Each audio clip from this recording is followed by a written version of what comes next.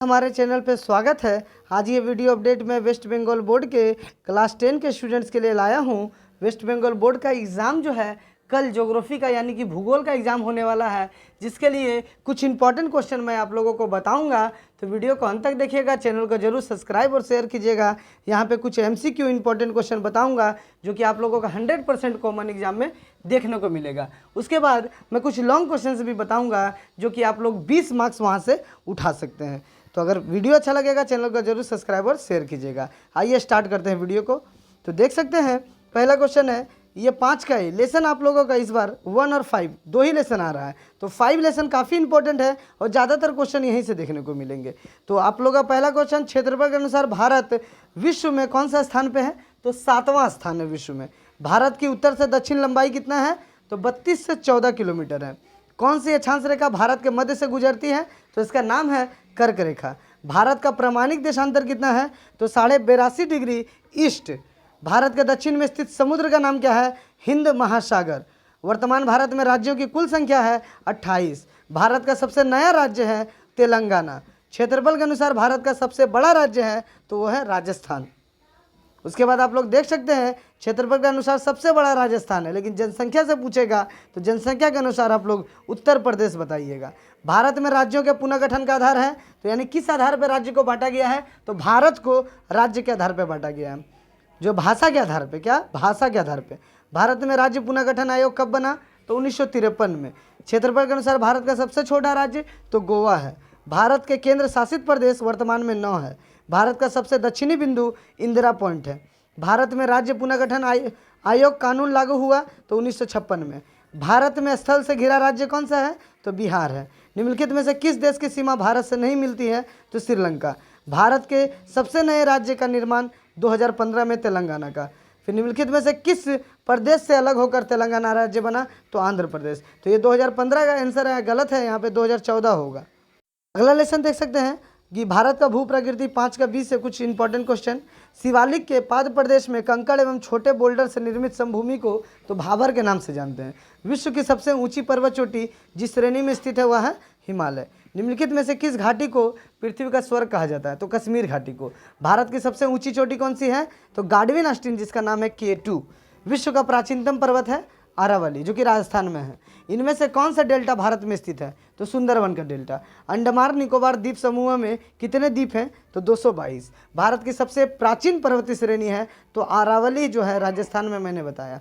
उत्तर भारत के मैदान के अंतर्गत निम्न में से कौन सा राज्य नहीं आता है? तो महाराष्ट्र जो है नहीं आता है। पूर्वी तटीय मैदान के उत्तरी भाग को क्या कहते हैं? तो पूर्वी तटीय मैदान के उत्तरी भाग को उत्तरी सरकार तट कहते हैं। अरावली पर्वत की सर्वोच्च चोटी है, इसका नाम है गुरु शिखर। हिमालय की सबसे उत्तरी श्रेणी है महान हिमालय। छोटा नागपुर के पठार की सर्वोच्च चोटी है तो पारसनाथ। भारत का सबसे ऊंचा पठार है छोटा नागपुर का पठार। नीलगिरी पर्वत की सर्वोच्च चोटी है दोदा बेटा। पूर्वी तटीय मैदान के दक्षिणी भाग को क्या कहते हैं? कोरोमंडल तट। दक्षिणी भारत की सर्वोच्च चोटी है अनायमुदी। भारत की सबसे लंबी नदी है तो ये आप लोग देख सकते हैं, भारत में जल संसाधन 5 का C है, तो ये 5 लेसन ही है। भारत की सबसे लंबी नदी है गंगा। दक्षिण भारत की लंबी नदी या गंगा किसे कहते हैं? तो गोदावरी को। गंगा कहाँ से निकलती है? गंगोत्री। यमुना कहाँ से? तो यमुनोत्री। राजस्थान स्थित सांभर और डिडवाना झीलें हैं, तो कैसा झील है? तो खारा पानी। तो राजस्थान में 2 झील है, सांभर झील और डिडवाना झील, दोनों खारे पानी की है। नर्मदा और ताप्ती कहाँ गिरती है? तो अरब सागर में। नर्मदा नदी निकलती है कहाँ से? अमरकंटक के पठार से। ब्रह्मपुत्र को तिब्बत में किस नाम से जानते हैं? तो सांगपू या सांपू। निम्नलिखित में से कौन सी गंगा की सहायक नदी नहीं है? तो चिनाब सहायक नहीं है। यमुना, सोन और घाघरा जो है गंगा की सहायक नदियां हैं। उसके बाद निम्नलिखित में से किस नदी पर भाखड़ा नागल बांध बनाया गया है? तो सतलज नदी पे ये बनाया गया है, जो कि पंजाब में है। निम्नलिखित में से कौन सी नदी अरब सागर में गिरती है? तो नर्मदा केवल अरब सागर में गिरती है। निम्नलिखित में से कौन सी झील कश्मीर में है? तो डल झील। निम्नलिखित में से कौन नदी प्रायद्वीपीय भारत की सबसे लंबी नदी है? तो गोदावरी। निम्नलिखित में से कौन गंगा की सहायक नदी नहीं है? तो महानदी। निम्नलिखित में से कौन सी नदी सिंधु की सहायक नदी नहीं है? तो चंबल। दक्षिण भारत की कौन सी नदी पूर्व की ओर प्रवाहित होती है? तो महानदी। निम्नलिखित में से कौन सी नदी अमरकंटक से निकली है? तो सोन नदी। निम्नलिखित में से कौन सी नदी गंगा के बाएं किनारे पर नहीं मिलती है? तो यमुना। शिव समुद्रम जलप्रपात जिस नदी पे है वह है कावेरी। निम्नलिखित में से कौन सी नदी अपने मुहाने पर डेल्टा नहीं बनाती है? निर्माण नहीं करती है तो नर्मदा। मानसून प्रत्यावर्तन काल है तो अक्टूबर नवंबर में। सर्वाधिक वर्षा होती है जुलाई अगस्त में। विश्व में सबसे अधिक बारिश चेरापूंजी जो कि मौसिनराम में है। भारत में शीतकालीन वर्षा का क्या काल है तो नवंबर दिसंबर। भारत में सबसे गर्म स्थान है तो गंगानगर जो कि राजस्थान में है, और लेह जो है वो सबसे ठंडा है। द्रास जो है जम्मू कश्मीर में है, और लेह के क्षेत्र में तो वहाँ पे लेह जो है सबसे, द्रास जो है सबसे ठंडा जगह है। एल नीनो के कारण तो मानसूनी हवाएं कमज़ोर पड़ती है। ला नीना पर्याप्त वर्षा कराने में सहायक होती है। भारत में वर्षा ऋतु का आगमन जून महीने में भारत में वर्षा ऋतु का आगमन होता है। मानसूनी हवाएं 6 महीने समुद्र से स्थल की ओर चलती है। पश्चिम बंगाल में मार्च अप्रैल में चलने वाले तूफान को क्या कहते हैं तो काल बैसाखी। क्वेश्चन में भी पूछ सकता है काल बैसाखी क्या है। गर्मी में उत्तर भारत में चलने वाली गर्म शुष्क हवा को क्या कहते हैं तो लू। तो अगर क्वेश्चन आ जाएगा लू क्या है तो लिख सकते हैं गर्मी में उत्तर भारत में जो हवाएं गर्म हवाएं चलती है शुष्क हवाएं उसे लू कहते हैं। तो प्रशांत महासागर पूर्वी तटीय भाग में ललीना के प्रभाव से सूखा आता है तो गलत है। मानसूनी हवाएं नियमित और निश्चित होती है तो गलत है। भारतीय कृषि मानसूनी हवाओं पर निर्भर है तो सही। मौसिनराम भारत का सबसे अधिक वर्षा होता है तो सही। आम्र वर्षा केरल और कर्नाटक में होती है तो ये भी सही है। पवना भिमुख ढाल पर कम वर्षा होती है तो ये गलत है। तो यहाँ पे देख सकते हैं कि ये सब इंपॉर्टेंट क्वेश्चन। कौन सी पवन मुख्य रूप से भारत की जलवायु को नियंत्रित करती है तो आंसर होगा यहाँ पे मानसूनी पवन। एल नीनो कैसी धारा है तो एल नीनो गर्म है। भारत में सबसे कम तापक्रम कहाँ पाया जाता है कारगिल के पास जो है द्रास में -45 डिग्री सी। भारत में सबसे अधिक तापक्रम कहाँ रिकॉर्ड किया गया तो राजस्थान के गंगानगर में 49 डिग्री सी। भारत में सबसे अधिक वर्षा कहाँ होती है तो मौसिनराम में होती है। किस देश की कृषि को मानसून का जुआ कहा जाता है तो भारतीय कृषि को। चंदन का वृक्ष तो पर्णपाती वन में विकसित होता है। निम्नलिखित में से कौन मिट्टी जीवाश्म युक्त और मुलायम होती है तो जलोढ़। किस मिट्टी की जल धारण की क्षमता सर्वाधिक होती है तो काली। किस मिट्टी की प्रधान फसल कपास है आंसर होगा काली। भारत के कुल क्षेत्रफल के कितने प्रतिशत भाग पे प्राकृतिक वनस्पति का विस्तार है तो इसका आंसर होगा 19.39%। पश्चिम बंगाल के कुल क्षेत्रफल के कितने प्रतिशत भाग पर प्राकृतिक वनस्पति जो है ये विद्वान का विस्तार है 9.4। ये पश्चिम बंगाल का पूछा गया। भारत में अगर पूछा जाएगा तो 19.39। और किसी भी क्षेत्र के 30% भाग पे क्या होना चाहिए वनस्पति होना चाहिए। तो ये है कुछ क्वेश्चन। और भी नीचे खाली स्थान देख सकते हैं कि उष्णकटिबंधीय सदाबहार वनों की लकड़ी कठोर होती है। उष्णकटिबंधीय मरुस्थलीय वन में क्या पाए जाते हैं तो राजस्थान में पाए जाते हैं ये। डेल्टाई भाग में मैंग्रोव। डेल्टाई वनों की कटाई कठोर एवं भारी होती है ये। और लोगों को जो है पेड़ लगाते हैं जो उसे सामाजिक वानिकी कहते हैं। 5 का जी लेसन देख सकते हैं। भारत का आर्थिक पर्यावरण, भारत में कृषि। तो भारत में प्रचलित सबसे प्रमुख सिंचाई साधन है तो नहर द्वारा सबसे अधिक सिंचाई होती है। खरीफ फसलों की बुआई कब शुरू होती है तो जून से जुलाई में। जायद फसलें काटी जाती है कब मई में। निम्नलिखित में रबी फसल कौन सी है तो गेहूँ। धान उत्पादक सबसे बड़ा राज्य पश्चिम बंगाल। भारत में धान अनुसंधानालय कहाँ है कटक में यानी उड़ीसा में। भारत का सबसे बड़ा गेहूं उत्पादक राज्य तो उत्तर प्रदेश में है, और इसका अनुसंधान जो है वो पूसा नई दिल्ली में है। भारत का प्रमुख कपास उत्पादक राज्य तो महाराष्ट्र और गुजरात में कपास की खेती ज़्यादा होती है। काली मिट्टी वहाँ पे पाई जाती है।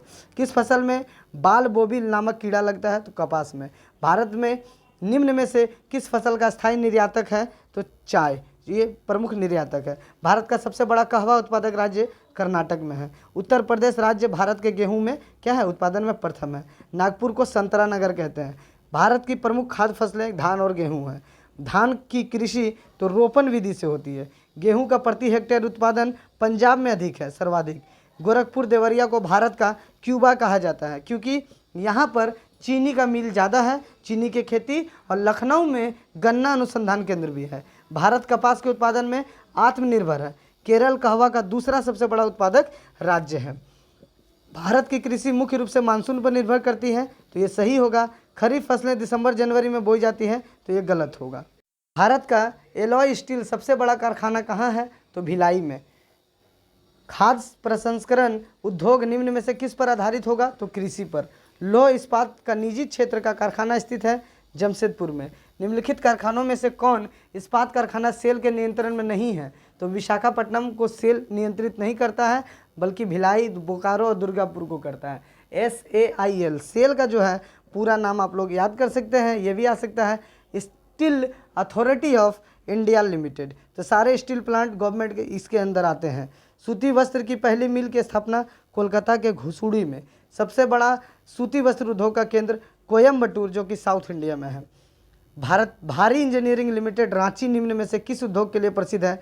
तो इंजीनियरिंग के लिए। निम्न में से भारत के किस भाग में पेट्रो रसायन उद्योग का सबसे अधिक विकास हुआ? पश्चिमी भारत में। बड़ोदरा और बोंगाई गांव निम्नलिखित में से किस उद्योग के लिए प्रसिद्ध है? तो पेट्रो रसायन। सूचना प्रौद्योगिकी उद्योग का सबसे बड़ा केंद्र कहाँ है? तो बेंगलुरु में। उत्तर प्रदेश में मोटर गाड़ी उद्योग का विकास निम्नलिखित में कहाँ हुआ? तो सूरजपुर। शुद्ध कच्चा माल का उदाहरण है कपास। लौह इस्पात खनिज आधारित उद्योग है। जमशेदपुर लौह इस्पात कारखाना कहाँ है? झारखंड राज्य में। राष्ट्रीय इस्पात लिमिटेड कहाँ है? तो विशाखापट्टनम में। कोयम्बटूर भारत का सबसे बड़ा सूती वस्त्र का उत्पादक है। 2011 की जनगणना जनसंख्या के अनुसार भारत का सबसे घनी जनसंख्या का राज्य है। तो घनी है बिहार में। अधिक पूछा जाएगा सबसे अधिक तो उत्तर प्रदेश। भारत की या जनसंख्या घना तो पूछेगा तो बिहार ही लिखिएगा पटना में, और जनसंख्या घनी पूछा जाएगा या घनत्व तो अधिक पूछा जाएगा तो बिहार होगा। सबसे अधिक जनसंख्या उत्तर प्रदेश में, लगभग जो है 21 करोड़। भारत की जनसंख्या विश्व के कुल जनसंख्या की कितनी प्रतिशत है? तो 19%। भारत का सबसे अधिक जनसंख्या वाला राज्य उत्तर प्रदेश। 2011 की जनगणना के अनुसार भारत में प्रति वर्ग किलोमीटर जनघनत्व या कितने व्यक्ति रहते हैं? तो 382 व्यक्ति। 2011 की जनगणना के अनुसार भारत में साक्षरता दर है तो 74.4। सबसे अधिक पढ़ा लिखा राज्य केरल है और सबसे कम जो साक्षरता दर वो बिहार का है। भारत में सबसे अधिक लोग किस क्षेत्र में रोजगार प्राप्त करते हैं? तो प्राथमिक में क्या किया जाता है? तो कृषि हो गया, मछली पालन हो गया, फिर खनन उद्योग हो गया। भारत की वार्षिक जनसंख्या वृद्धि दर है तो 1.75%। भारत में नगरीकरण की प्रक्रिया क्या हो रही है? तेजी से क्या हो रही है? बढ़ रही है। भारतीय रेल को कितने भागों में बांटा गया है? तो 18। भारत के किस भाग में रेल यातायात विकसित नहीं है? तो उत्तरी पूर्वी भाग में, क्योंकि ये पहाड़ी भाग है। स्वर्णिम चतुर्भुज योजना के अंतर्गत कौन सा मार्ग सबसे लंबा है? तो चेन्नई कोलकाता का। कौन सा राष्ट्रीय राजमार्ग सबसे लंबा है? तो NH7 है। राष्ट्रीय जल मार्ग 1 कहाँ से कहाँ तक है? तो इलाहाबाद से हल्दिया तक। सबसे लंबा राष्ट्रीय जल मार्ग किस नदी से है? तो ये गंगा नदी में है। निम्नलिखित में से पश्चिमी तट का बंदरगाह कौन है? कोचीन है। कोलकाता का सहायक बंदरगाह कौन है? तो हल्दिया है। तो आप लोगों को मैप पॉइंटिंग में भी हल्दिया के बारे में पूछा जा सकता है। तो ये सब कुछ इंपॉर्टेंट क्वेश्चन थे जो कि आप लोगों का कल के एग्जाम के लिए काफ़ी इंपॉर्टेंट है। अगले वीडियो में मैं आप लोगों को कुछ लॉन्ग क्वेश्चन बताऊंगा जो कि 100% एग्जाम में आएंगे। तो आप लोगों को मैं केवल 4 से 5 क्वेश्चन बताऊंगा जो कि आप लोगों के एग्जाम में कॉमन देखने को मिलेगा, जहां से आप लोग आसानी से 20 नंबर जो है उठा सकते हैं। अगर आपने अभी तक मैप पॉइंटिंग नहीं किया है तो हमारे चैनल पर जाके मैप पॉइंटिंग का वीडियो देख सकते हैं, जहां से आप लोग 10 नंबर आसानी से उठा सकते हैं। शॉर्ट क्वेश्चन में भी आप लोग 20 नंबर आसानी से उठा सकते हैं, क्योंकि SAQ, MCQ और खाली स्थान ट्रू फॉल्स में यहाँ से क्वेश्चन जरूर मिलेंगे आप लोगों को। तो ये वीडियो देख के आप लोग 20 नंबर आसानी से, फिर 10 नंबर मैप वाला वीडियो देख लीजिएगा 30 नंबर, और 20 नंबर जो है आप लोगों को लॉन्ग क्वेश्चन के लिए मैं अगले वीडियो में बता दूंगा। अगर वीडियो अच्छा लगा होगा चैनल को जरूर सब्सक्राइब और शेयर कीजिएगा, क्योंकि हर एक सब्जेक्ट के वीडियो आप लोगों के लिए उपलब्ध है हमारे चैनल पर। धन्यवाद।